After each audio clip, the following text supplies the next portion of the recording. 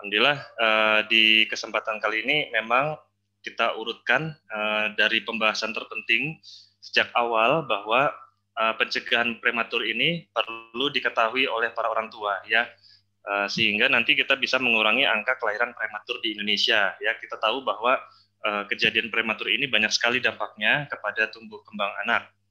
Dan tentu saja di komunitas sendiri kita menemukan ya banyak pertanyaan dari para orang tua yang sudah memiliki bayi prematur atau anak yang terlahir prematur, menginginkan untuk kehamilan berikutnya bagaimana caranya supaya bisa terhindar dari kelahiran prematur. Oleh karena itu kita sama-sama perlu belajar dan mengetahui apa saja sih yang penting untuk diperhatikan bagi para ibu yang akan merencanakan kehamilan berikutnya, ya, seperti itu. Assalamualaikum warahmatullahi wabarakatuh, Ragung. Iya, oke. Saya rasa saya senang sekali tiap kali diundang oleh Dr. Agung ini dari Komunitas Prematur Indonesia.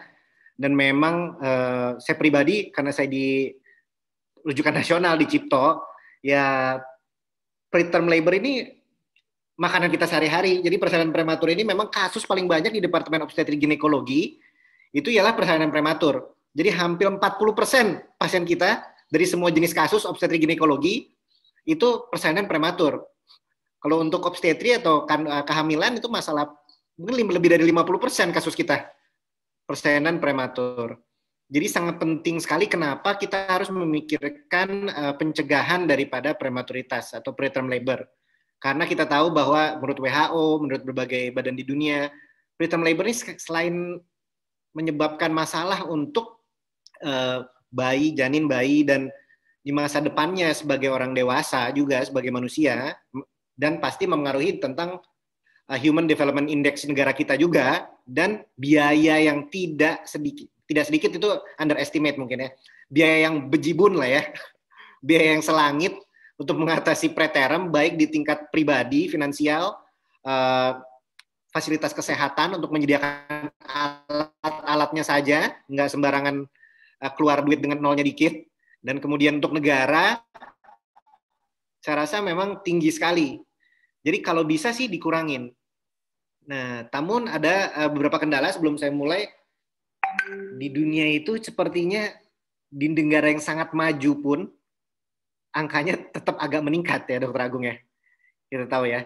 Jadi bukan hanya negara kita aja, memang negara kita juara ya, lumayan 15 juta persalinan prematur, kira-kira nomor 6 sampai nomor 10 lah, berganti-ganti aja dari tahun 2015 sampai 2020 kita antara nomor 67 sampai 10-11 lah, yang paling banyak severitas kasus juga, tapi dari populasi juga mungkin ya. Kita kan memang negara yang populasinya banyak seperti itu. Oke, baik, saya coba share screen ya, Dr. Agung. Baik, kita sebenarnya saya nggak mau terlalu ilmiah, namun ada faktor-faktor ilmiah tertentu yang saya rasa baiknya dimengerti ya. Tentang bagaimana kita mencegah persalinan preterm. Persalinan preterm ini termasuk salah satu dari namanya Great Obstetric Syndrome. Great Obstetric Syndrome ini ialah masalah-masalah yang pada dasarnya penyebabnya kurang lebih sama ya, yaitu masalah dengan plasenta atau pertumbuhan atau aliran nutrisi atau asupan kepada janin melalui plasenta, pembuluh darah ibu, ya. Ada juga sih yang disebabkan oleh genetiologi atau penyebabnya kurang lebih sama. Lansia dan persalinan preterm ini sangat menjadi masalah dan mereka biasanya berkumpul menjadi satu. Dokter Agung mengingatkan kepada saya penyebabnya paling sering saat ini katanya selain ketuban pecah dini itu juga preeklamsia. Terkadang preeklamsia ini bukan penyebab utama persalinan preterm, tapi karena membahayakan ibunya, maka kehamilannya harus dilahirkan secara prematur sebelum waktunya. Ya, setiap tahun itu ada 15 juta persalinan preterm, ya, dan ini menjadi penyebab tertinggi komplikasinya untuk kematian balita, atau kira-kira menyebabkan 1 juta kematian per tahun. Dan sebenarnya ada 75% kematian ini dapat dicegah. Definisinya tentunya semua moms dan dad dan orang tua prematur sudah tahu, ialah bayi yang lahir sebelum usia kehamilan 37 minggu lengkap. Ya. Dibagi ada ekstrim, very preterm, moderate, late preterm, semuanya saya rasa semuanya dapat menyebabkan komplikasi, tapi terutama yang extremely dan very preterm, yang perawatannya lebih lama dan mahal. Ya.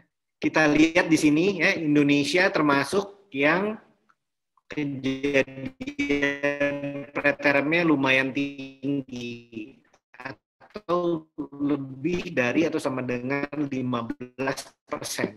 Warnanya ungu tua, gitu ya. Kita tahu bahwa seharusnya ada proses yang normal untuk persalinan, ya, di mana terjadi rahimnya itu mudah kontraksi, dapat dirangsang oleh zat-zat atau bahan-bahan kimia atau hormon-hormon yang gunanya untuk persalinan. Namun pada persalinan dapat disebabkan karena stres dan lain-lain, atau persalinan multiple atau kembar. Kita lihat bahwa penyebabnya dari kematian janin itu banyak sekali, ya, di mana direct langsung dari persalinan preterm itu menyebabkan 3 banyak sekali, ya, yang antara 22 sampai 28 minggu ini ialah yang paling sampai sekarang di dunia maju juga paling sulit ditangani, karena masuk juga di rumah sakit rujukan nasional kita malah 24 sampai 28 minggu itu safe care unit kita itu masih di bawah. Nah, ini dia. Itu namanya delivery because of maternal or fetal. Apalagi kita tahu di RCA infeksi ini menjadi, tadi kita udah ada tanpa COVID, ya, typhoid fever, ya, hepatitis A, ya, semua infeksi yang menyebabkan peradangan ini dapat merangsang persalinan preterm. Dan ini juga ketuban pecah dini sebelum waktunya, sebelum 37 minggu, sebelum terjadinya persalinan, ini juga salah satu penyebab utamanya dari persalinan prematur. Ya. Memang secara spontan berpengaruh misalnya berat badan ibu. Ya. Ini salah satu upaya juga, ya, bagaimana mencegah persalinan prematur ialah berat badan ibu, ya, atau BMI, indeks massa tubuh. Ya. Kita lihat dari grafik ini, ya, indeks massa tubuh ibu yang berlebih, ya, atau yang kurang, itu sama-sama kurang baik. Ya. Kalau misalnya dia berlebih, dia lebih banyak terindikasi medis, seperti preeklamsia, diabetes mellitus gestasional. Ya. Kalau misalnya kurang gizinya, ya, seperti banyak masyarakat kita juga, kita double burden, ya, ada yang kurang, ada yang lebih gizi. Kalau misalnya IMT-nya 19 atau sangat kurang gizi, itu angka persalinan pretermnya sangat-sangat tinggi. Ya. Dari sini aja kita bisa melihat bahwa nutrisi mengambil peranan yang sangat penting, nutrisi terhadap ibu atau usia reproduksi atau remaja. Jadi kalau WHO itu mereka udah menciptakan paket-paket, dan saya rasa ini memang sedang diimplementasikan atau diniatkan untuk selalu diimplementasikan, ya. Salah satunya itu dari sebelum hamil. Dari sebelum hamil direncanakan dengan baik atau merencanakan keluarga dengan baik, memastikan ibunya memiliki pendidikan yang cukup tentang kehamilan, tentang nutrisi terutama, ya. WHO mengatakan sejak 2015 bahwa di masa depan itu obat-obatan atau pengobatan atau terapi yang sangat penting, bermain peran sangat penting ialah nutrisi. Nutrisi mungkin kalau bisa dibilang paling penting, ya paling penting, ya. Dan juga pencegahan infeksi menular seksual, ya. Dan juga melakukan pemeriksaan antenatal yang teratur tentunya, ya. Memberitahu tentang resiko tinggi yang seperti apa yang harus kita berhati-hati dalam kehamilan yang dapat menjadi faktor resiko dari persalinan prematur. Ya. Dan juga kepada para tenaga kesehatan, kita juga harus mengedukasi dengan baik faktor resiko mana saja, yang mana saja kan yang resiko untuk persalinan prematur. Apalagi mungkin di sini para orang tua daripada bayi-bayi prematur sudah tahu, ya, sudah pengalaman sebelumnya, sehingga kita harus cari tahu dulu penyebab yang pertama itu apa, apakah masih ada sebelum kita melanjutkan ke kehamilan yang selanjutnya. Ini beberapa penyebab utama, ya. Satunya infeksi, ya. Entah itu bisa keputihan, tipes, DBD, ya, kelainan vaskuler atau pembuluh darah, ya. Masalah dari rahim yang sangat membesar, misalnya air tubannya sangat kencing manis, ya. Kemudian masalah stres apapun, misalnya deh, pada COVID ini aja, ya, pasien yang tidak kena COVID, cuman pretermnya tinggi. Kenapa? Karena stres work from home, stres PSBB, stres kehilangan pekerjaan, ya. stres pasangannya kehilangan pekerjaan. Ini semua dapat memicu alur menuju persalinan yang sebelum waktunya. Ya, jadi ada berbagai masalah selain infeksi dan rahimnya yang membesar, ya, ada faktor-faktor yang memang ditemukan secara genetika juga, ya. Dan ini memang yang paling sulit. Dan mungkin kalau yang berturut-turut, misalnya sudah hamil 5 kali, 4 persalinan prematur. Nah, kita harus lihat setelah kita singkirkan masalah-masalah yang bisa disingkirkan, dimodifikasi, contohnya merokok, mengulangi faktor-faktor stres, mencegah infeksi, ya, persalinannya juga terkontrol, tidak terlalu besar, seperti itu, ya. Tetap kita harus memikirkan sebab-sebab yang sulit dimodifikasi, yaitu genetik. Nanti saya jelaskan genetik juga bukan yang sulit dimodifikasi, ya. Masih bisa dimodifikasi. Kita dulu mikir, oh kalau keturunan nggak bisa dimodifikasi, ya. Tapi ternyata dari penelitian-penelitian alergi, ya, alergi imunologi, ya, kemudian nutrisi, ada namanya ilmu baru nutrigenomics, bahwa hal itu masih bisa diintervensi, ya. Jadi bukan berarti kalau keturunan sesuatu itu pasti akan terjadi karena masalah di dalam. Jadi nutrisi, persiapan prakonsepsi yang sering umum dibicarakan itu KB, ya. KB itu bukan hanya kontrasepsi tentunya, ya, Dr. Agung, maksud saya. Kontrasepsi itu bagaimana cara tidak hamil, bukan itu. Bagaimana cara nunda hamil, bukan itu. Tapi bagaimana cara merencanakan kehamilan yang pertama dan berikutnya. Pencegahan primer, atau jangan sampai candanya segini, Dr. Agung. Sebenarnya gampang, lamsi, preterm, pertumbuhan janin terhamil, nutrisi. Andaikan, saya setengah bercanda setengah serius kalau saya ngomong di Departemen Kesehatan, Kemenkes, kalau misalnya daging sapi itu per kilogramnya nggak 150.000, andaikan 40.000 per kilogram. Saya rasa anemia jauh berkurang, anemia defisiensi besi tentunya, ya, bukan thalassemia. Yang saat ini di negara kita tuh lebih dari 50%. Kemudian kalau gizinya cukup, mikronutrien, faktor-faktor yang menyebabkan peradangan juga berkurang. Artinya preeklamsia berkurang, persalinan preterm berkurang. Jadi kalau bego-begonya, gampang-gampangnya, kasarnya, saya oversimplifikasi, yang jual daging merah dengan harga terjangkau, sebegitu pentingnya nutrisi. Saya mau menekankan sebegitu pentingnya asupan nutrisi untuk remaja putri atau persiapan kehamilan. Termasuk, jangankan persalinan prematur, tapi pencegahan dari semua jenis komplikasi dari kehamilan. Nah, tentu ada pencegahan sekunder. Ini lebih untuk dokter-dokter untuk mengetahui mungkin, ya. Tapi ada, kalau misalnya sudah hamil dan memang ada masalah, tentu banyak usaha-usaha, mungkin bukan yang utama tentunya, yang primer yang utama. Sekunder apabila misalnya sudah mulai ada kontraksi, sudah tahu ibunya ada keputihan yang diobati, berulang lagi terjadi infeksi saluran kemih, atau leher rahimnya pendek. Kita banyak yang kita bisa lakukan juga, walaupun memang keberhasilannya ini ya tidak sangat tinggi, ya. Kita tahu persalinan preterm tetap tinggi. Penilaian panjang leher rahim saat 24 minggu, 24 minggu, ya, melihat apakah kekurangan hormon tertentu, adakah masalah tertentu, pemeriksaan laboratorium, pemberian hormon-hormon tertentu, dan yang paling kurang enak ya serklase atau dijahit leher rahimnya.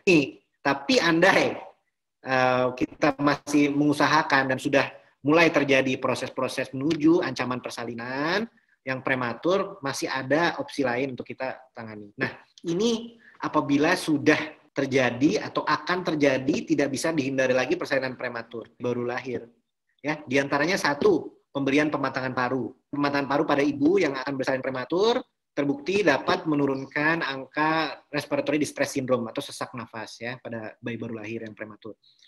MGSO4, pemberian ini. Jadi kalau misalnya ditawarkan atau saat melakukan informed consent, Bapak Ibu, para orang tua ini bicarakan tentang pemberian pematangan paru, kemudian ada juga yang kita bisa berikan untuk mengurangi resiko intraventricular hemorrhage, ya, atau pendarahan otak, ya, pendarahan lambung. Itu antaranya pemberian magnesium sulfat, misalnya bila lahir kurang dari 31 minggu. Ya. Dan tentu peralatan-peralatan yang dibutuhkan tentunya. Ya. Memang dari Perkumpulan Obstetrik Ginekologi, ya, sudah ada panduan persalinan preterm. Namun kita sadar bahwa semua usaha ini tidak mungkin dilakukan hanya untuk pencegahan sekunder dan tersier. Justru yang penting di sini, yang saya bicarakan tadi, ya, itu yang primer, yaitu gizi yang baik, mengkontrol komorbiditas yang ada. Misalnya seorang ibu, oke, ini keadaan ekstrim mungkin ya, yang bisa kita primer atau sekunder, seorang ibu udah jelas-jelas mempunyai kelainan jantung, atau seorang ibu atau remaja putri jelas-jelas thalassemia, yang anemia ya, atau jelas ada masalah ginjal sehingga ada gagal ginjal stadium awal misalnya. Nah, tapi pengen hamil, solusinya apa? Solusinya dipersiapkan, disehatkan, dioptimalkan keadaan seorang ibu sebelum hamil seoptimal mungkin sehingga dapat mengurangi resiko persalinan prematur. Kalau di dunia barat, beberapa kali saya ikut seminar, beberapa kali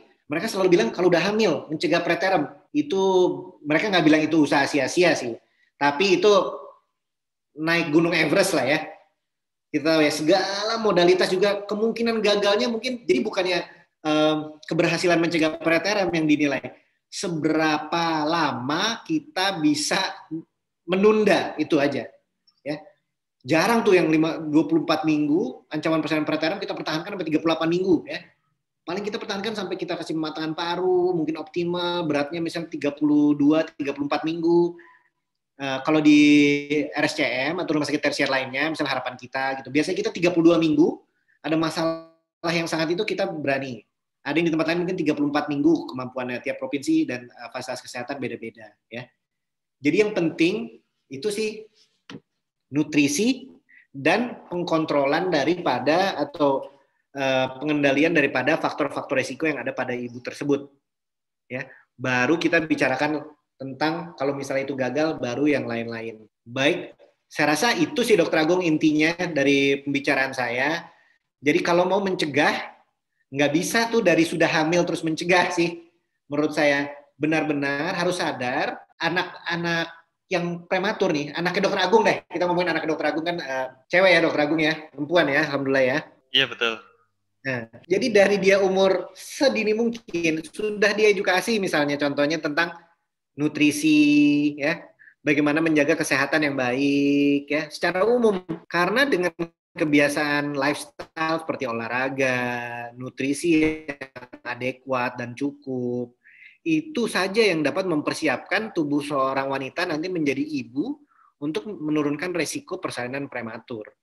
Kalau misalnya sudah nikah terus hamil 8 minggu, itu udah lumayan. Walaupun itu masih bisa banyak dilakukan daripada ketahuannya pas berpuluh-puluh minggu, 20 minggu, saya rasa anak perempuan kita dari sedini mungkinnya mencintai diri sendiri, menghormati diri sendiri dengan makan makanan yang baik dan benar, bervariasi, dan aktivitas fisik yang baik di masa depan. Itu Dokter Agung. Baik, Dokter Ridho, terima kasih materinya. Tadi sudah disampaikan untuk apa saja yang menjadi panduan ya bagi para orang tua untuk menghindari kelahiran prematur. Nah, Dokter Ridho, sebelumnya para peserta sudah diberikan kesempatan untuk menulis pertanyaan dari Google Form yang diberikan gitu ya. Dan kalau saya perhatikan di sini memang kurang lebih akan berkaitan dengan beberapa sebab yang tadi juga sudah dibahas ya. Mungkin saya mau menanyakan hal khusus nih, misalkan banyak yang di grup itu bertanya mengenai cara pencegahan. Nah, kalau pencegahan kan kita harus lihat ya, apa sih yang menjadi masalahnya, misalkan ketuban pecah dini. Nah, untuk ketuban pecah dini sendiri, Dr. Do mungkin bisa disampaikan bagaimana cara pencegahan yang bisa dilakukan, apa saja sebabnya yang bisa kita hindari. Ya, tuban pecah dini. Kita harus tahu juga ketuban itu sebenarnya hebat sekali ya. Allah telah bikin ketuban itu untuk melindungi dari dunia luar lah ya. Dia hidup di dunia sendiri. Ya, terutama yang efek praktisnya itu selaput ketuban itu membuat penghalang antara kuman-kuman yang normalnya ada di dalam kemaluan atau vagina untuk naik ke dalam rahim melalui leher rahim dan ke rahim. Makanya menurut penelitian-penelitian yang ada, penyebab utama dari ketuban pecah dini itu melemahnya selaput ketuban, menipis karena adanya proses radang yang disebabkan oleh infeksi yang ada di vagina, ya, ascending infection itu nomor 1. Dikatakan spesifiknya itu bacterial vaginosis.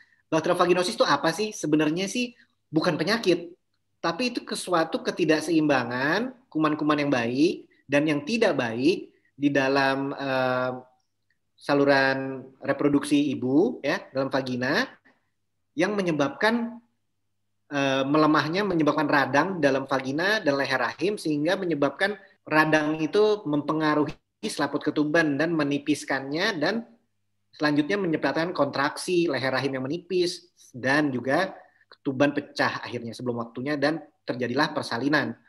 Jadi yang utama mungkin bagaimana cara lagi seorang remaja putri atau seorang ibu menjaga kebersihan atau hygiene dirinya.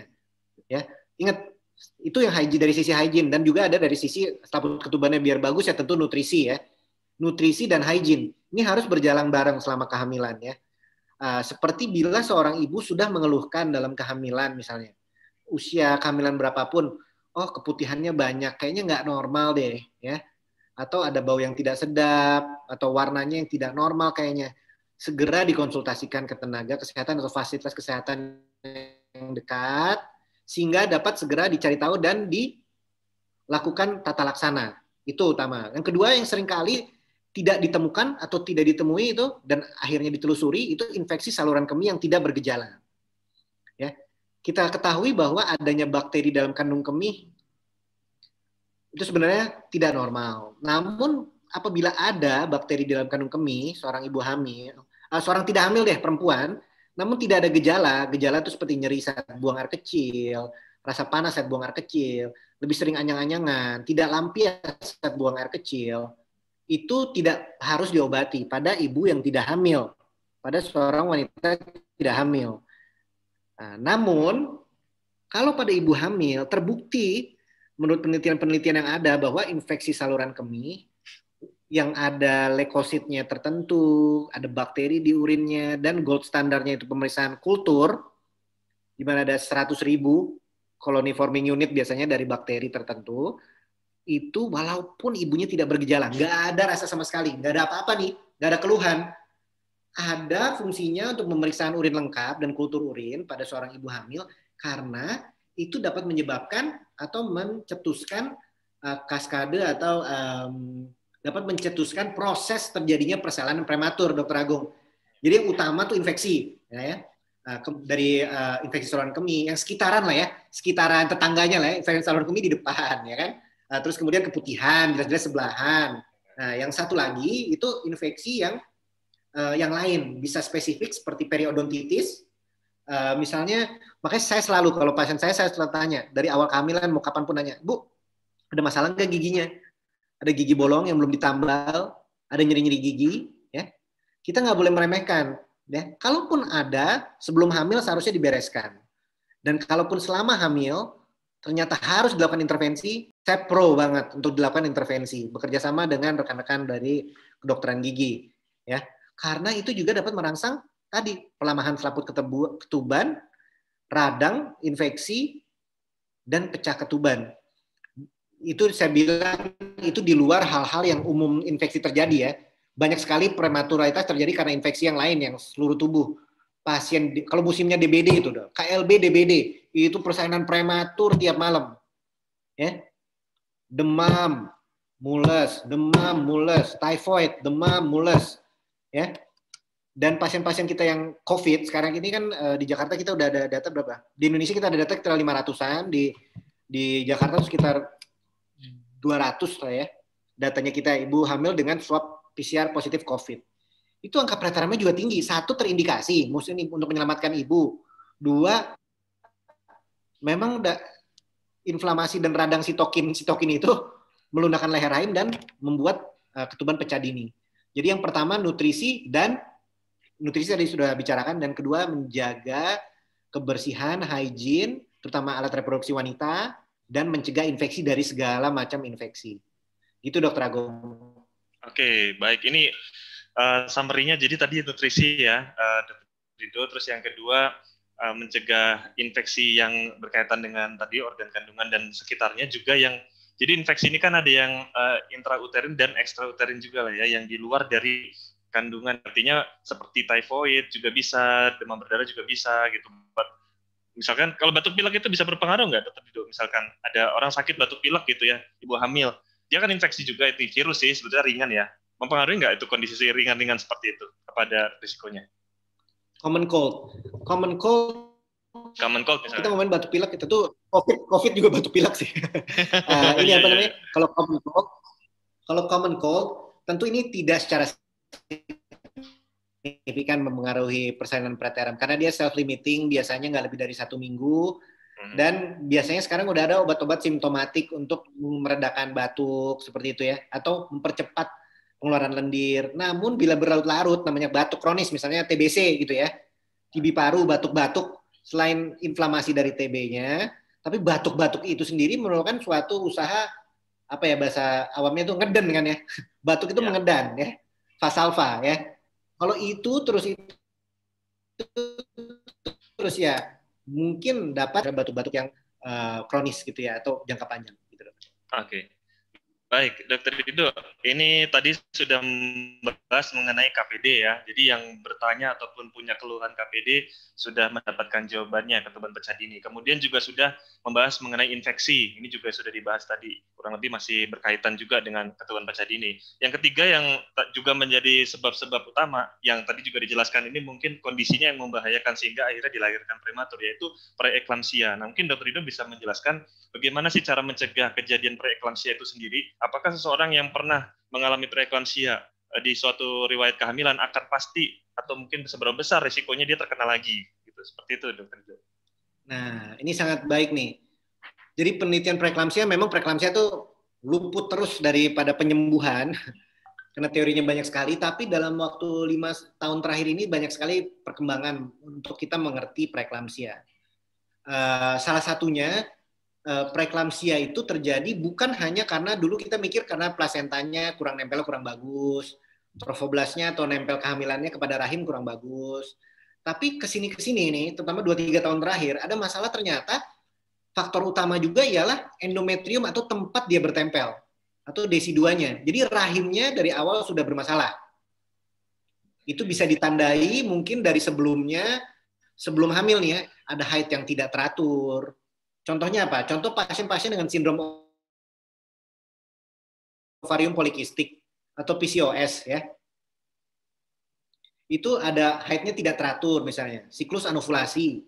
Ini pada saat hamil, mau natural, mau bayi tabung atau bagaimana, ini juga dapat menjadi faktor risiko untuk persalinan prematur. Kedua, masalah yang tidak diketahui sebelumnya, sebelum hamil, misalnya masalah bawaan dari ginjal atau jantung ibu. Ini pentingnya untuk pemeriksaan kesehatan secara menyeluruh sebelum kehamilan ya. Kalau di Dinkes DKI Jakarta tuh ada catin tuh, pemeriksaan untuk catin.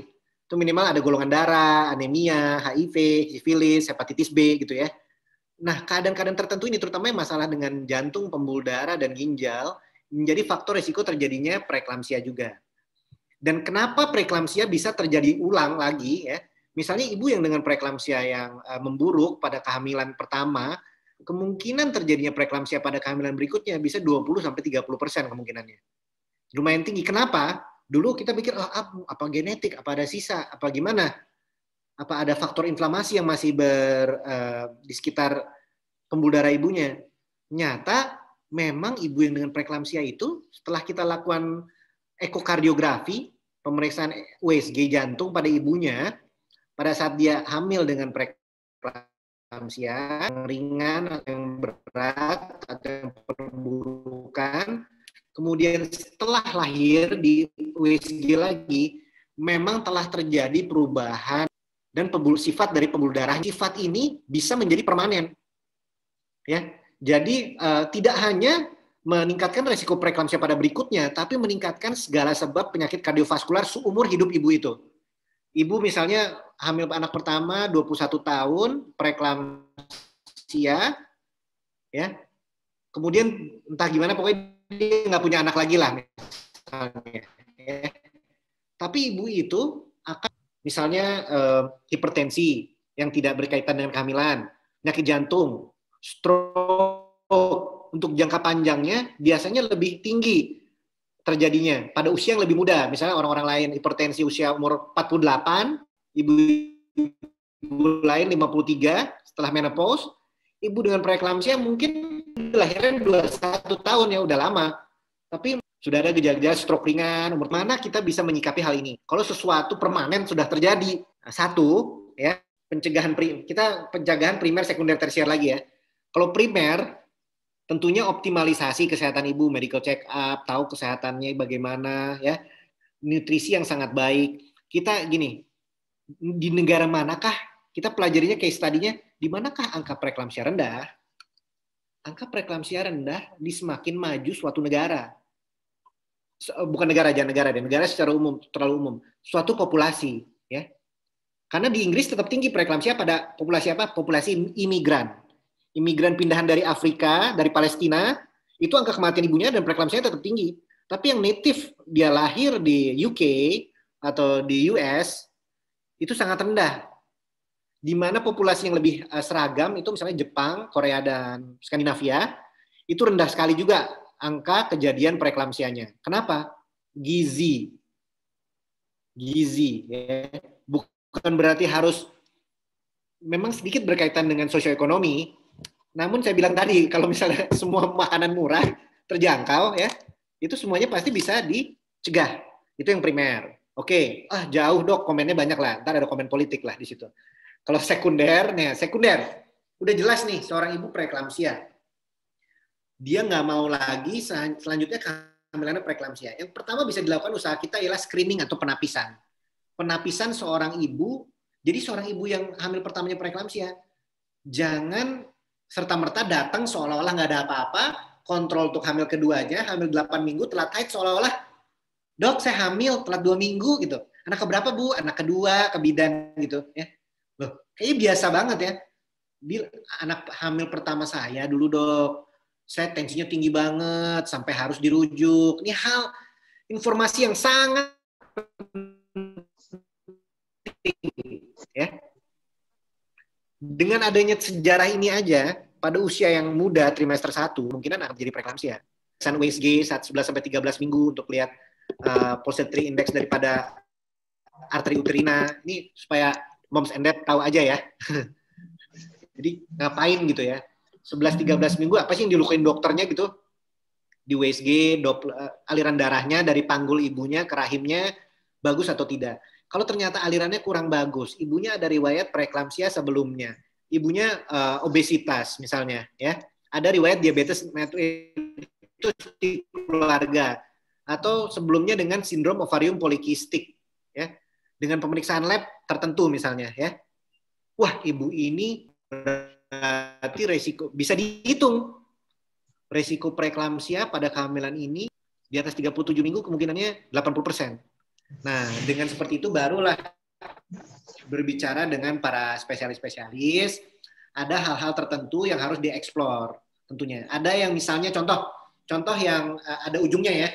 Contoh ada pasien preeklamsia hamil pertama, yang kedua ini hamil 11 minggu. Diperiksa faktor risiko ibunya agak obes ya. Ternyata pada tidak hamil juga tensinya sekitar 130/80.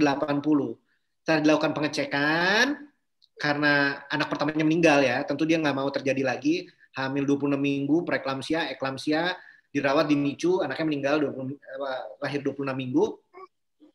Ini penting banget nih gimana? Oke, kita cari tahu. Setelah dicari-cari tahu, ternyata yang abnormal dari ibu ini ada 2 hal. Satu, dia ternyata ada penyakit autoimun ya, Sjögren syndrome ya. Dan hal ini sebenarnya kadang-kadang nggak ada gejalanya gitu ya. Hipotiroid subklinis nggak ada gejalanya, cuman setiap kali makan kok kayak gue makan 1 apel naik berat badan gitu ya. Atau misalnya Sjögren syndrome nggak ada gejalanya mungkin sama sekali, atau paling ringannya kok ujung-ujung tangan saya, jari saya agak dingin-dingin terus ya, padahal udaranya nggak dingin misalnya.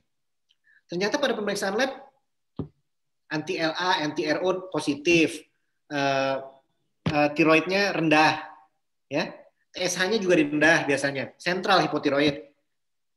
Solusinya apa? Kalau seperti itu artinya kan tinggal ditangani ya. Yang hipotiroid disuplementasi tiroid hormon, ya. Kemudian yang antila itu diberikan obat antiinflamasi, kalau anti lupus atau anti autoimun. Nah, setelah itu dilihat profilnya ke depannya. Ternyata preeklamsia dapat dicegah. Ingat, kita nggak bisa tetap stop preeklamsia total karena prosesnya udah terjadi waktu hamil ya. Dan kita tahu ada perubahan jantung segala macam tadi ya. Yang kita bisa lakukan ialah kita bisa mencegah atau menunda. Seperti tadi kan hamil pertamanya 26 minggu ya. preeklamsia, berat, harus dilahirin. Yang pada kehamilan selanjutnya tetap preeklamsia. Namun saat ini preeklamsianya 35 minggu.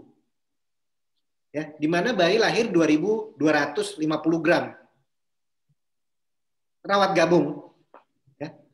Jadi walaupun dia tidak stop total preeklamsia, tapi usaha-usaha kita tadi dapat mencegah angka komorbiditas dan mortalitas ibu dan janin.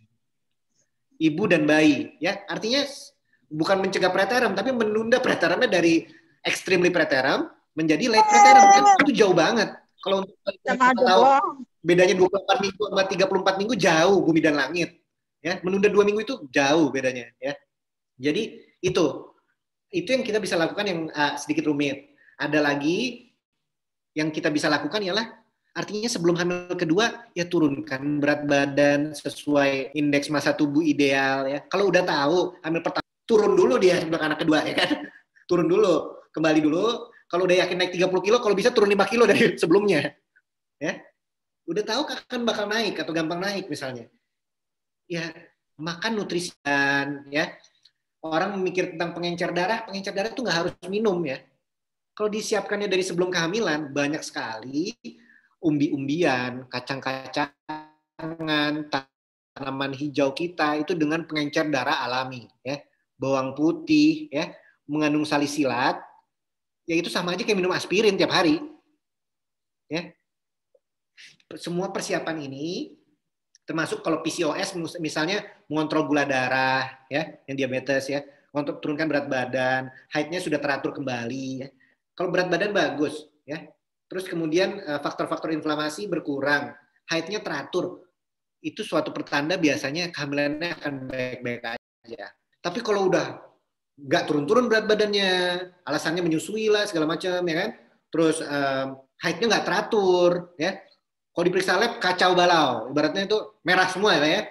LDL 190, kolesterol total 480 misalnya, ya. Kita harus, kalau kita di ilmiah kita bagi beberapa spektrum preeklamsia. Bisa jadi imunitas yang tadi autoimun, ya, SLE, Sjögren's syndrome, atau rheumatic arthritis, ya. Ada yang dari sisi metabolik, misalnya dari PCOS, diabetes mellitus, toleransi glukosa terganggu, hormonal lain, misalnya hipotiroid, ya, hipotiroid. Terus kemudian ada hiperprolaktin kadang-kadang, ya. Kemudian ada juga yang lain, misalnya hiperkoagubilitas, ya. Nah, ini sebenarnya bisa menjadi faktor-faktor pemicu terjadinya atau mempercepat atau memperburuk terjadinya preeklamsia pada kehamilan berikutnya. Nah, ini harus dikontrol. Harus dikontrol. Nah, saya bilang tadi tidak bisa stop total, tapi preeklamsia saat 28 minggu dibandingin preeklamsia saat 34 minggu, saya tahu nggak ada yang mau milih, ya, A atau B, ya. Tapi saya sih mendingan yang B, ya. Nggak ada yang mendingan, oke deh tetap aja preterm, dok. Tapi beda banget 28 minggu sama 34 minggu, ya. Itu yang kita bisa lakukan, ya. Pada keadaan ekstrim bahkan kita temukan ternyata penyebab preeklamsianya itu ialah ada tumor kecil di otak, mikroadenoma hipofisis, yang ternyata mensekresi hormon prolaktin, hiperprolaktin lah dia, ya. Jadi sebelum hamil dilakukan spenodektomi, diangkat tumornya, atau mungkin kalau ada juga seorang ibu yang nggak mau diangkat, kita kasih obat anti prolaktin, ya, dopamin agonis, sampai prolaktinnya kadarnya normal, hamil. Iya, nggak preeklamsia, orang penyebabnya jelas. Jadi belum tentu. Biasanya orang bilang atau kita bilang atau banyak publikasi bilang preeklamsia tidak jelas penyebabnya. Kenapa? Ya karena nggak ditemuin. Kalau ditemuin ya jadi jelas. Semua yang kita bilangnya itu idiopatik kalau misalnya kita bingung. Tapi kalau dicari, mungkin saya rasa ada mungkin 40%-an itu ada penyebab latar belakangnya masalah tertentu dari hormon, metabolik, atau imunitas yang dapat memperkuat lah, ya, terjadinya preeklamsia. Gitu, Dr. Agung. Ya, terima kasih Dr. Dido. Tadi penjelasan preeklamsia ini sangat lengkap sekali karena ini sebuah topik yang luas, topik tersendiri ya, Dok, ya. Preeklamsia ini kan, ya. Dan memang banyak yang mengalaminya. Ya, banyak yang mengalaminya, dan tadi juga perlu dipahami banyak tuh ada kategori-kategorinya, kita termasuk yang mana tuh yang termasuk di kategori tadi, ya. Mungkin tadi berkaitan juga, Dok, ini juga ada yang bertanya, saya lihat di kolom bertanya yang lewat Google Form, ada yang bertanya mengenai kadar gula darahnya orang dengan diabetes ya, ingin supaya kehamilannya bebas dari preeklamsia. Berarti kan mesti menjaga kadar gula darahnya ya, Dok ya. Dan tadi seperti juga disampaikan bahwa ya mungkin bukan benar-benar free gitu ya, tetapi bisa mengurangi supaya lebih akhir gitu ya usia kehamilannya. Nah, jadi juga tadi kita ambil pelajaran, Dok, bahwa nutrisi itu sangat penting untuk ibu hamil. Yang kedua juga periksa kehamilan ya, Dok ya. Dari situ nanti kan akan terlihat kondisi kesehatan ibu, dan juga secara spesifik perlu diketahui masing-masing kasusnya ada tidak penyebab khusus dari kejadian preeklamsia yang dialami. Dan ini yang seringkali tadi disebutkan sebagai idiopatik gitu, bahwa ternyata ada gitu sebab khususnya. Memang ini setiap ibu atau setiap kasus bisa berbeda ya, Dok ya. Ini tentu saja perlu konsul langsung nanti, karena ini masalah yang cukup kompleks ya. Nah, Dok, ini ada satu ibu yang saya mau berikan kesempatan untuk bertanya langsung ya. Saya akan buka ya, mungkin Ibu Anita bisa dibantu. Ibu Ermawati Rohana dari Banjarmasin. Ini berkaitan dengan yang tadi juga sedikit dijelaskan tentang PCOS, Dok. Jadi nanti coba Ibu Ermawati bisa diberikan kesempatan, ya kita ada beberapa yang kita open ya, Dok ya. Tapi nanti juga ada beberapa topik-topik yang kita pilihkan, karena memang pencegahan ini luas sekali ya, dan faktor-faktornya sangat banyak ya, dan kita ingin tahu ya, coba nanti kita bahas yang kita bisa bahas ya. Ibu Anita, apa sudah bisa? Ya, tapi Ibu Hermawatinya kayaknya nggak aktif nih, Dok. Oh, sudah tidak aktif ya? Ya udah, oke. Jadi saya ya saya nanti dulu ya. Oke, baik. Tadi saya juga sudah melihat Dr. Dido tadi mengenai di Google Form ya. Ini yang menarik juga, kan memang banyak ya para orang tua yang ingin melakukan pencegahan kelahiran prematur, dan tadi juga disarankan untuk bisa memeriksakan terlebih dahulu ya sebelum memulai program hamil. Nah, mungkin Dok bisa dijelaskan pemeriksaan apa saja itu yang dibutuhkan, yang wajib diperiksakan sebelum memulai program hamil. Jadi kalau misalkan seorang ibu datang, ya memang seharusnya dokter yang memeriksa juga sudah mengetahui ya, tapi sebagai informasi Dok buat kita, kira-kira apa saja yang penting untuk diperiksakan sebagai langkah awal gitu untuk mencegah sebelum memulai promil ya, Dok ya? Ya, apa saja yang harus diperiksakan untuk mencegah preteram gitu ya? Yang pertama yang paling simpel aja, tanya ke diri sendiri, gue sehat nggak sih? Ya, kayak bisa deh dalam hati, bisa kejawab yang benar dalam hati ya dijawabnya ya. Kalaupun kadang-kadang kan final, kalau jangan di depan orang lain, ngaca dulu, tanya, saya sehat nggak sih? Ya. Kedua, yang simple, saya ada nggak sih masalah kesehatan yang perlu saya kontrol? Misalnya itu TBC, itu masalahnya HIV, hepatitis C, hepatitis B, bukan hanya infeksi ya. Misalnya diabetes, ya. Saya ada penyakit tiroid, ada penyakit jantung. Nah, itu paling simpel. Terus kemudian, saya ini berat badan saya sekarang berapa sih sama tinggi badan saya cocok nggak sih? Saya sehat nggak sih? Bisa nggak sih saya lari jogging misalnya 5 menit misalnya tanpa sesak seperti itu? Kebayang ya, kalau misalnya orang lari jalan kaki pagi setengah jam terus sesak nafas, kira-kira bagaimana kalau naik 20 kg lagi, terus ada bayi di dalamnya, bawa 2,5 kilo selama 3 bulan, terus suruh ngeden pas lahiran. Ya, nggak perlu kayak S3 banget untuk mengetahui pasti ada masalah. Ya, yang pasti-pasti itu, yang pasti-pasti. Jadi cek kesehatan secara umum. Ya, pastikan diri kita sehat. Ya. Kedua, apa yang bisa dilakukan? Ya tadi nutrisi. Ya. Yang terakhir mungkin periksa laboratorium dasar. Bisa diperiksa di mana laboratorium dasar itu? Di puskesmas masing-masing. FKTP. Ya, darah perifer lengkap, urin lengkap. Ya, kalau bisa ditambah urium kreatinin lebih bagus juga. Tapi dengan DPL aja deh, itu udah bermasalah. Kita udah kalau bisa benar-benar baca darah lengkap, itu data yang dari darah lengkap itu dari hemoglobin, hematokrit, leukosit, trombosit, MCV, MCH, MCHC, kalau bisa ada ferritin atau RDW itu. Wah, itu banyak banget data yang bisa diambil dari situ, ya.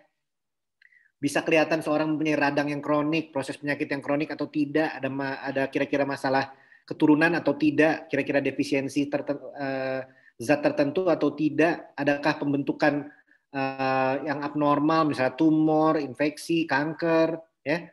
Dari darah lengkap aja itu banyak sekali, ya. Jadi mungkin dan gula darah tentunya ya.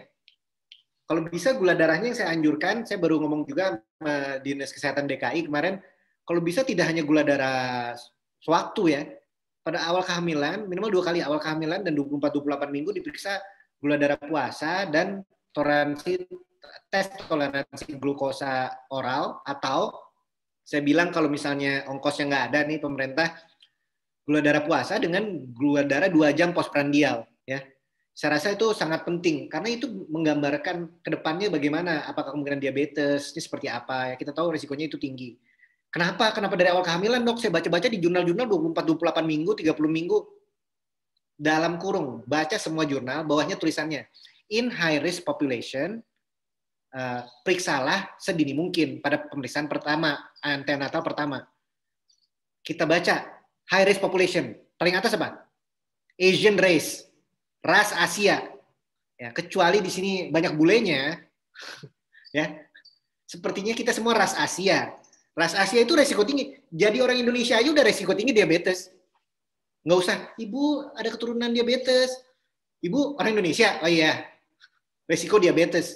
Ya, orang tuh beras 20 kg habis, cepet banget, ya. Digantinya sama mie, gantinya sama pokoknya beras merah. Beras merah sama aja. Tetap aja beras kan judulnya. Ya. Tepung, beras gitu-gitu ya. Makanan kita emang, diet kita emang seperti itu. Diet yang seperti, saya nggak ngomongin diet ya, saya nggak menganjurkan juga untuk diet yang aneh-aneh.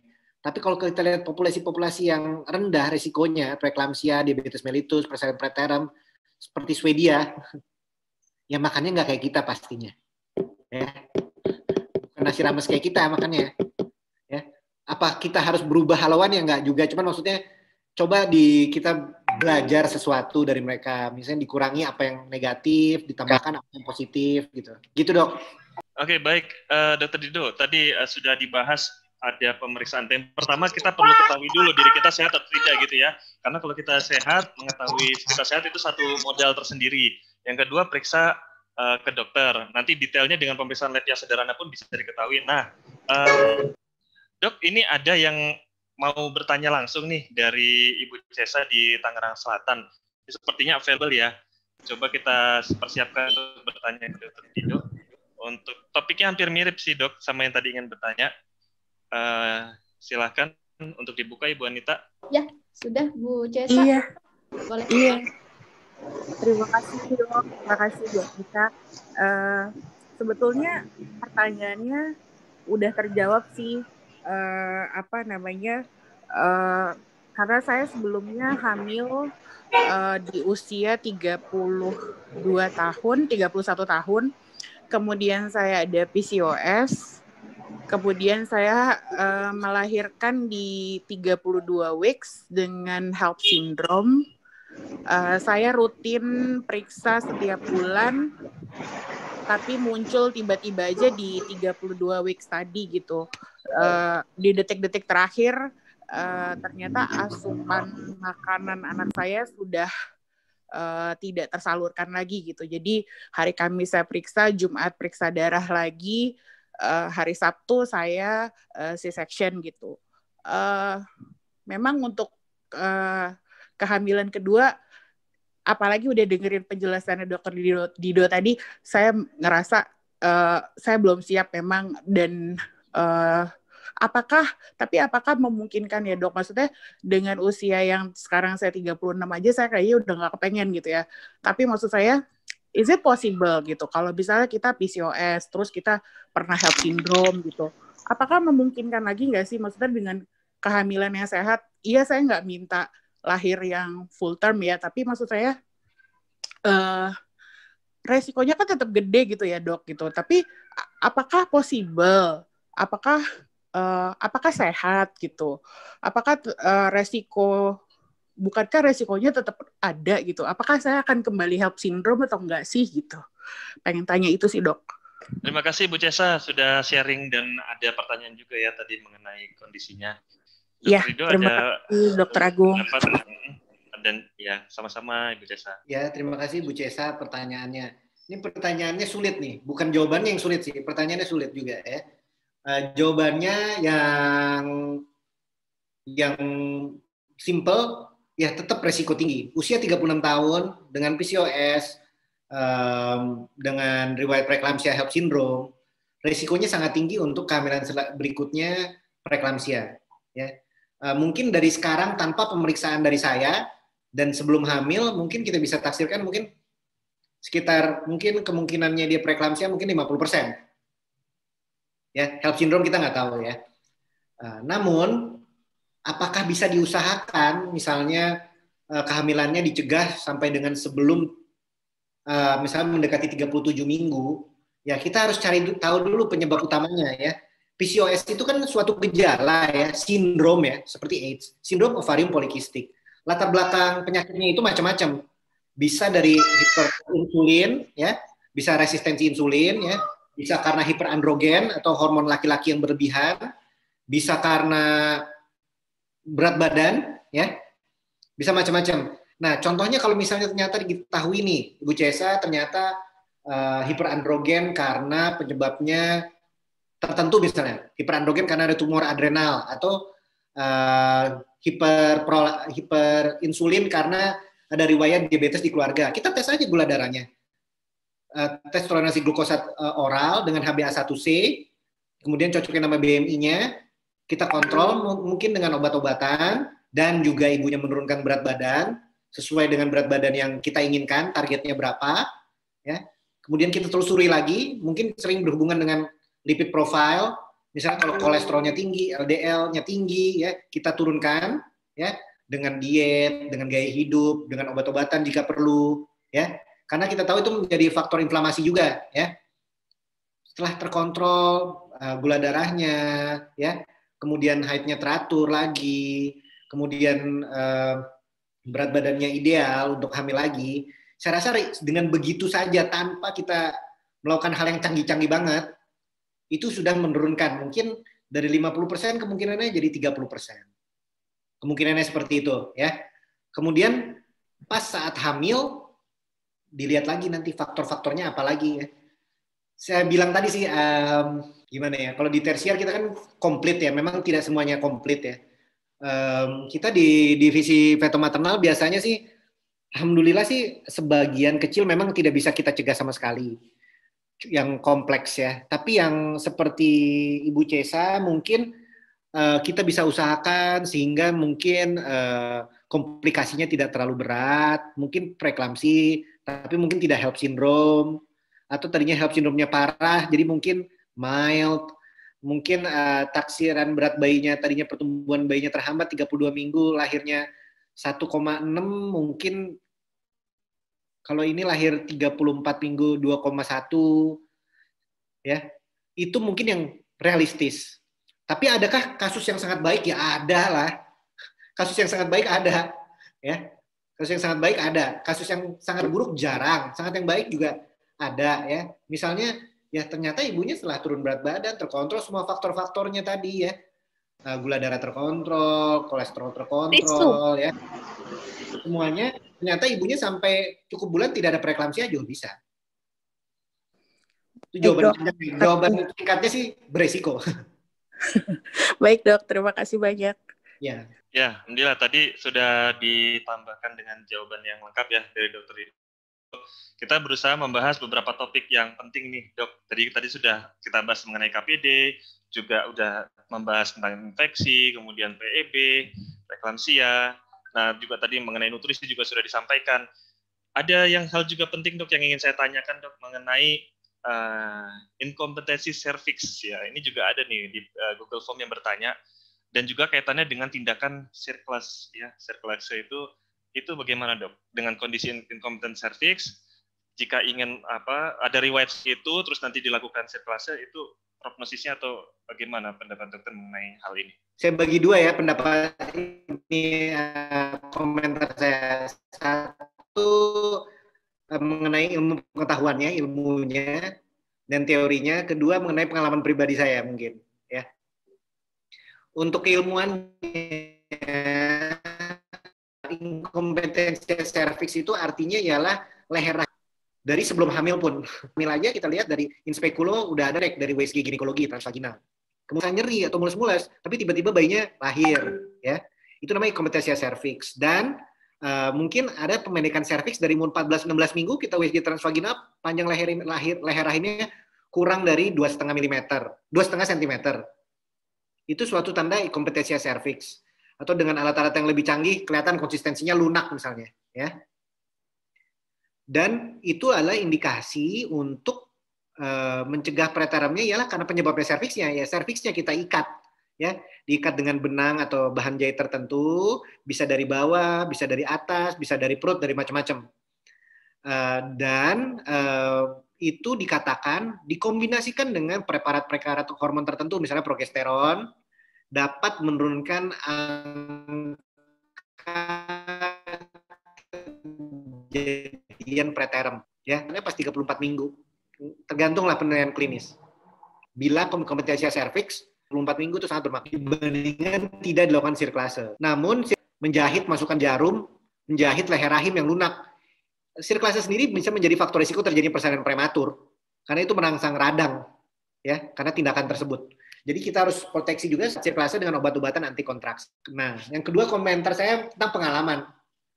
Satu, saya ada pasien misalnya waktu dia umur 5 tahun kelindes mobil, dia operasi panggul, terus nggak kenapa-napa sekarang, dia nikah, umurnya 21 tahun, cuman saya lihat tuh di perutnya ada jejas nih, ya. Saya lihat leher rahimnya hamil 12 minggu aja udah pendek.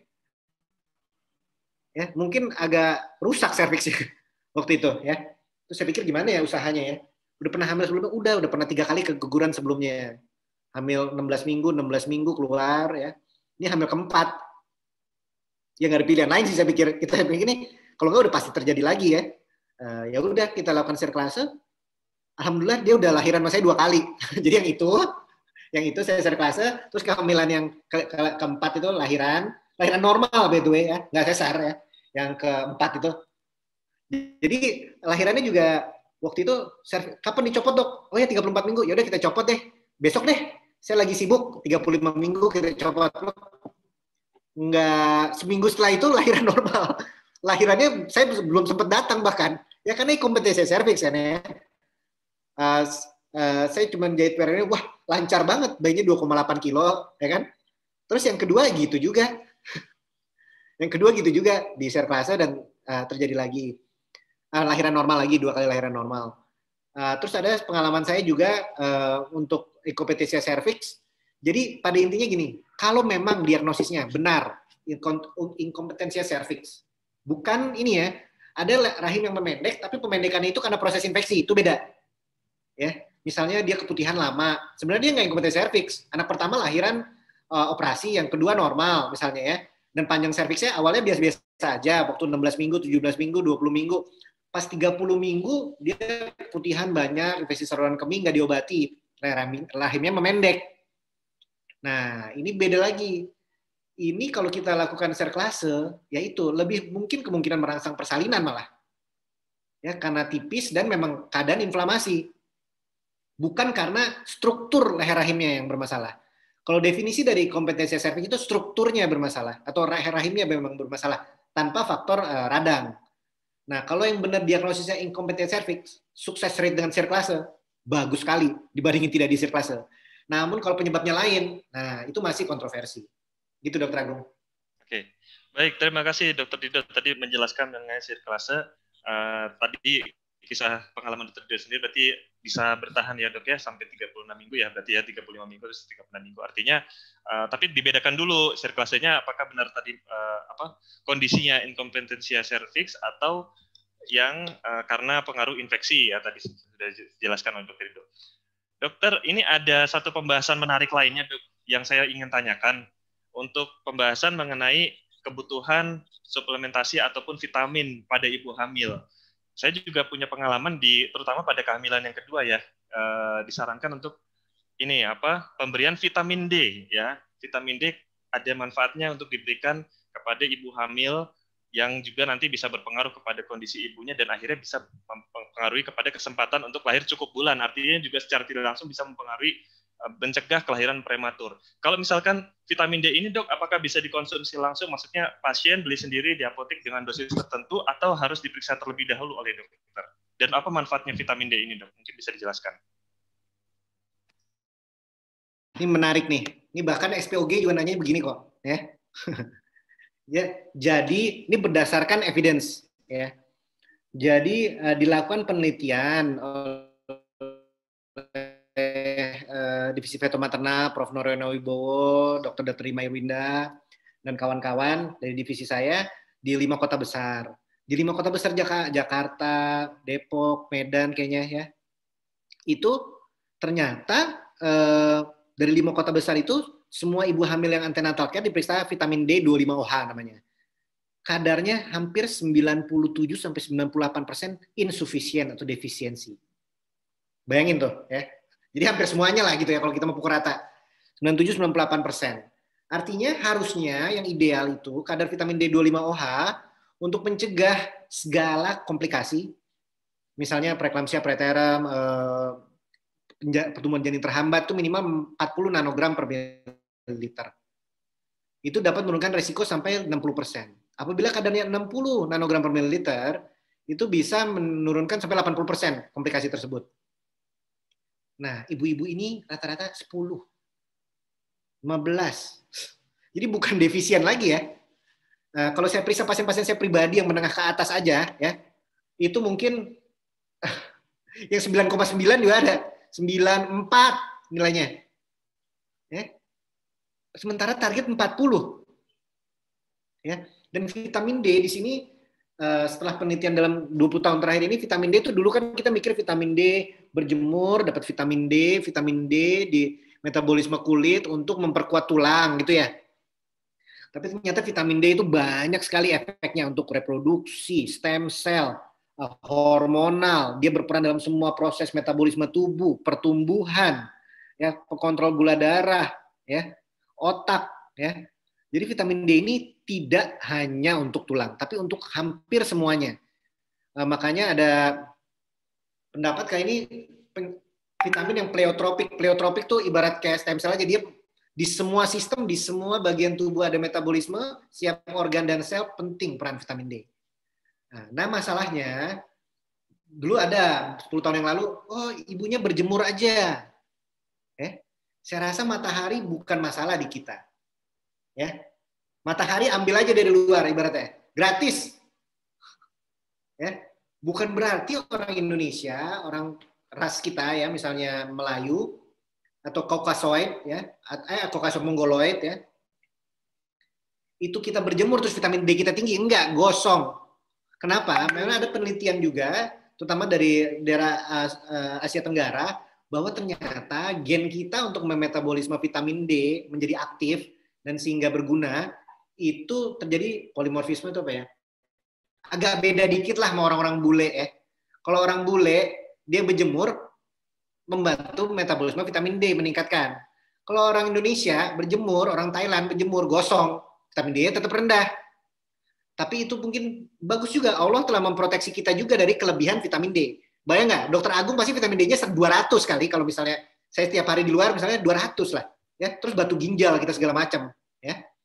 Nah, kita itu mendapatkan, ya, ibu-ibu di Indonesia pada umumnya mendapatkan vitamin D itu dari diet, dari gizi, asupan. Balik lagi nutrisi. Ya.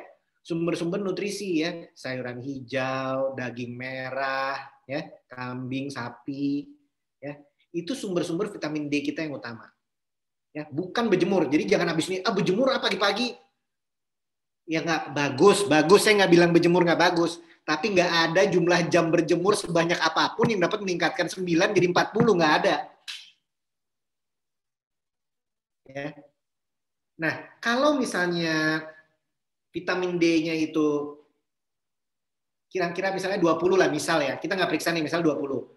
Mungkin suplementasi dengan vitamin D3 2 kali 1000 atau 1 kali 5000 unit cukup ya. Tapi kalau nilainya 9, kita biasanya di divisi maternal ngasihnya 50.000 unit per minggu selama 8 minggu, kemudian dinilai ulang. Biasanya sih setelah misalnya 10 misalnya ya, setelah 2 bulan kita bisa dapetin mungkin nilainya 26, 27, 31 gitu ya. Habis itu baru kita lanjutkan mungkin 1 kali 5000 sampai dengan 40 gitu atau mendekati 40 gitu ya. Tapi bagusnya sih sebelum hamil nilainya 40. Ya. Tapi karena 98% tadi saya bilang ya, saya rasa sih saya jawabnya bingung nih. Apakah semua ibu hamil baiknya diberikan suplemen vitamin D? Iya, ya jawabannya, Dr. Agung. Itu yang kita mau push di Kementerian Kesehatan sekarang. Selain asam folat, zat besi, ya asam folat, zat besi kan udah nih. Kalsium, ya udah juga ya. Kalau di puskesmas sudah juga dikasih kalap ya. Itu juga mencegah preeklamsia ya kan.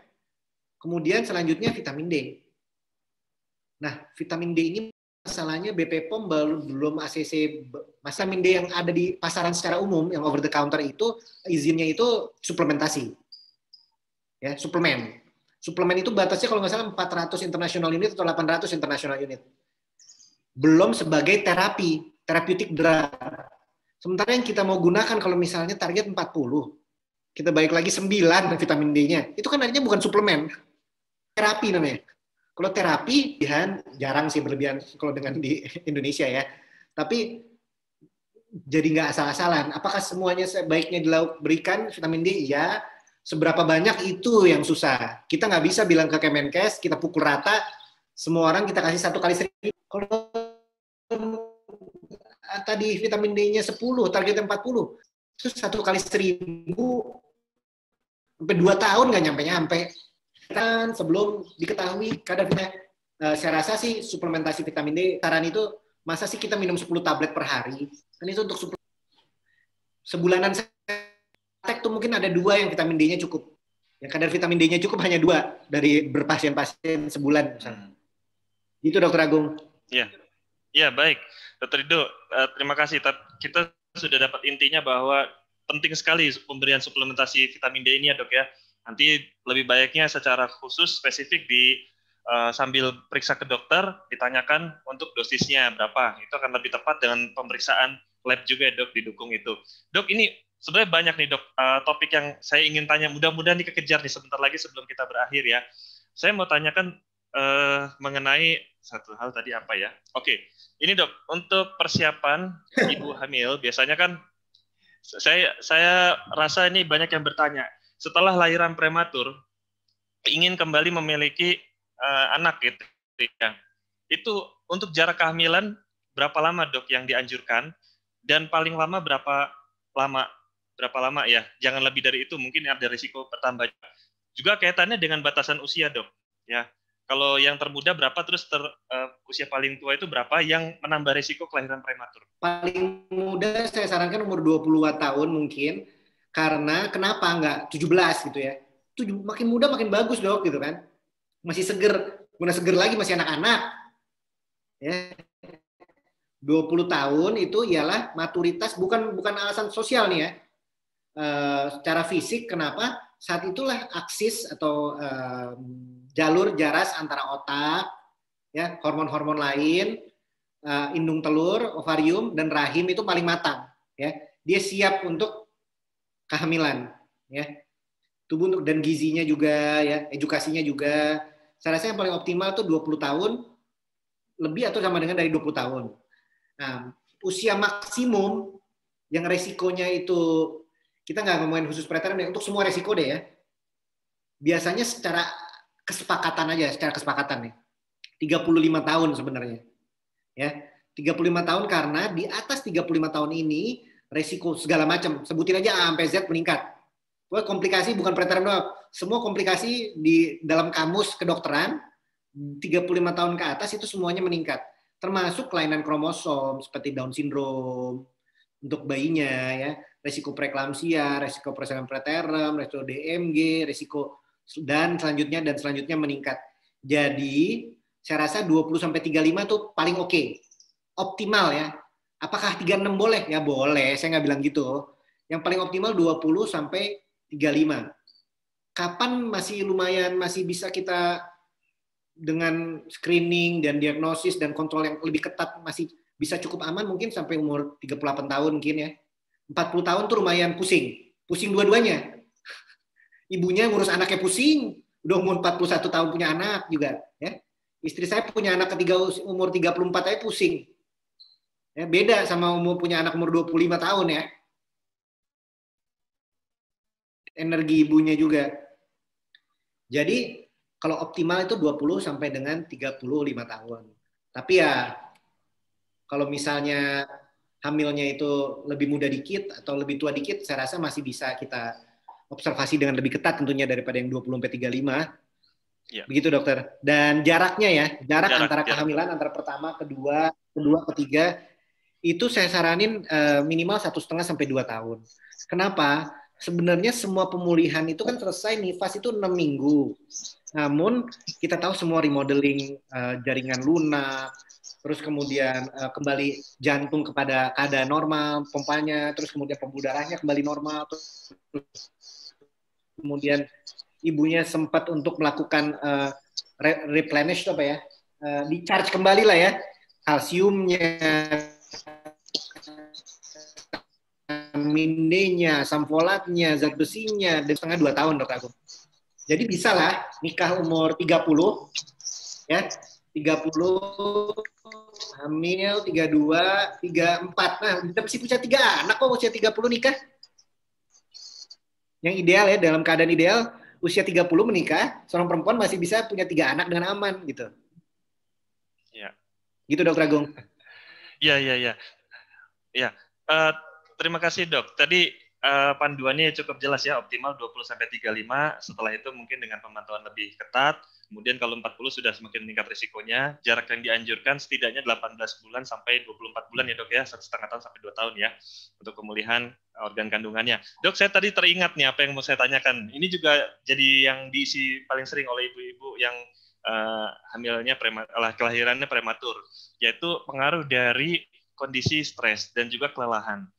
Sebetulnya ada nggak sih Dok pengaruh dari kondisi stres atau kelelahan ini pada kondisi kehamilan ibu hamil sehingga akhirnya mempengaruhi kepada kelahiran prematurnya? Dan kalau misalkan seorang ibu hamil, contohnya kemarin misalkan istri saya Dok ya, hamil pertama kan prematur, terus akhirnya kita berusaha jangan banyak aktivitas nih supaya mencegah yang terlalu berlebihan gitu. Itu sebetulnya ada panduannya nggak Dok untuk mungkin di usia kehamilan berapa harus lebih berhati-hati dan mengurangi kegiatannya? Jawaban simpelnya iya, berpengaruh. Jadi gini, saya jelasin ya. Kenapa berpengaruh secara ilmiah? Karena suatu stres fisik atau mental itu kan berpengaruh, itu kan semuanya kimia juga ya. Artinya mengeluarkan hormon-hormon, ya tadi norepinefrin, terus kortisol ya. Kortisol dan norepinefrin, epinefrin ini pada keadaan stres tentu dapat memicu persalinan preterm, as simple as that. Jadi bete mulu, suaminya ngomel-ngomel mulu bisa preterm, bisa. Bete, suaminya di PHK bisa. BT nggak bisa keluar rumah gara COVID bisa, apalagi yang bencana-bencana besar ya, kayak bantu kesempatan di mana kemarin Palu, Lombok gitu ya, Aceh, itu pasti preterm tinggi banget. Nggak usah deh sehat walafiat deh ibunya ya, tapi namanya stres mentalnya itu, BT-nya itu bisa bikin persalinan preterm. Satu. Kedua, kalau keadaannya tidak ekstrim, misalnya mau ujian nasional, mobilnya mogok mulu, belum ada duit beli mobil baru, pengen beli sepatu baru tapi size-nya nggak ada gitu ya, ini kan stres ringan ya, atau oke lah ringan ya. Ini kan nggak ekstrim, perubahan hormonal yang menyebabkan inflamasi dan jalur jaras persalinan preterm itu tidak signifikan. Jadi kalau misalnya seorang infeksi BV, terus kemudian infeksi saluran kemih, kontraksi, hamil 31 minggu. Apakah dia dengan beristirahat dapat mengurangi angka kejadian preterm? Sebenarnya tidak, secara evidence based tidak. Karena penyebabnya bukan karena dia pecicilan, penyebabnya karena infeksi.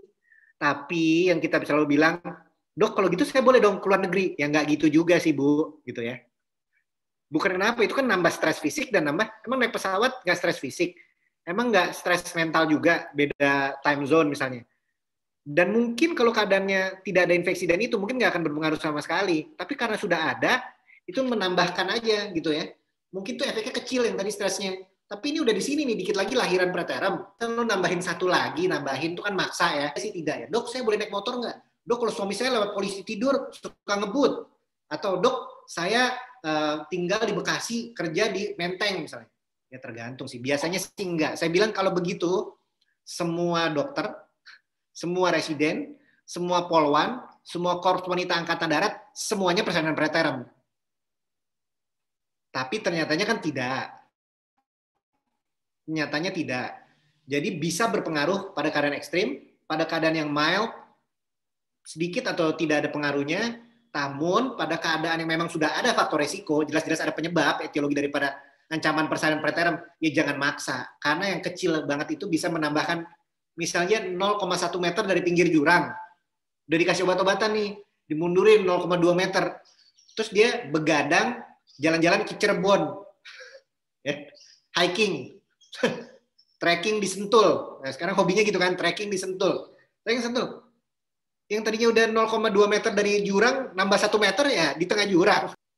Ya, walaupun itu dikit, tapi bisa berpengaruh besar kalau sudah ada memang udah di ancaman persalinan preterm. Gitu, Dr. Agung.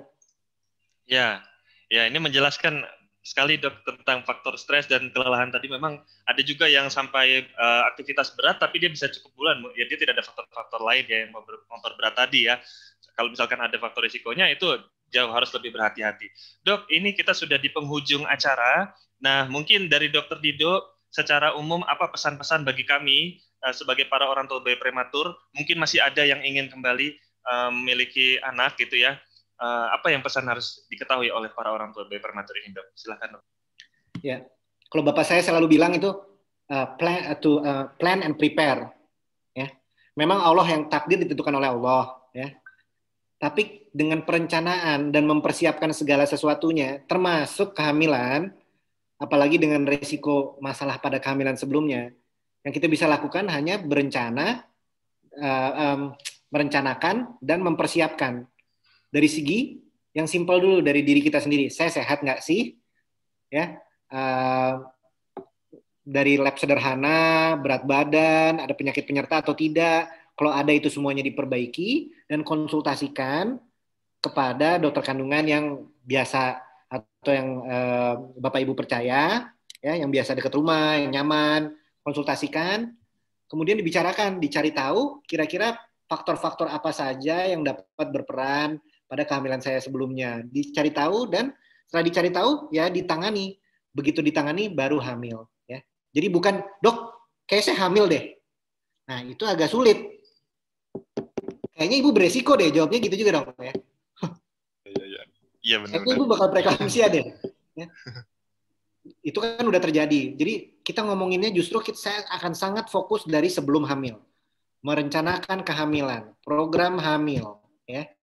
Saya nggak ngomongin soal, nanti kalau hamil, ibu makan minum susu ini ya, obat ini, jangan aktivitas berat. Itu udah telat.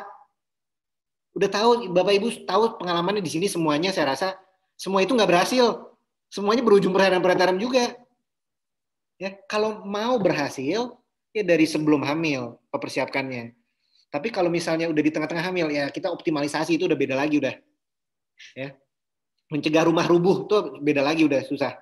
Ya kalau ini kalau bisa fondasinya kuat, jadi nggak rubuh.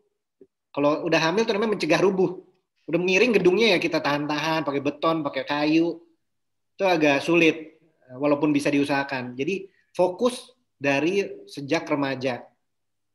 Ya, mungkin di sini punya anak yang umurnya remaja atau punya putri yang lahir preterm, ya, Dokter Agung, ya, diedukasi, ya hidupnya harus ngikut orang tuanya juga. Biasanya mereka nggak bakal dengerin kok sama orang tuanya yang ngomong sesuatu tapi nggak ngerjain, gitu ya.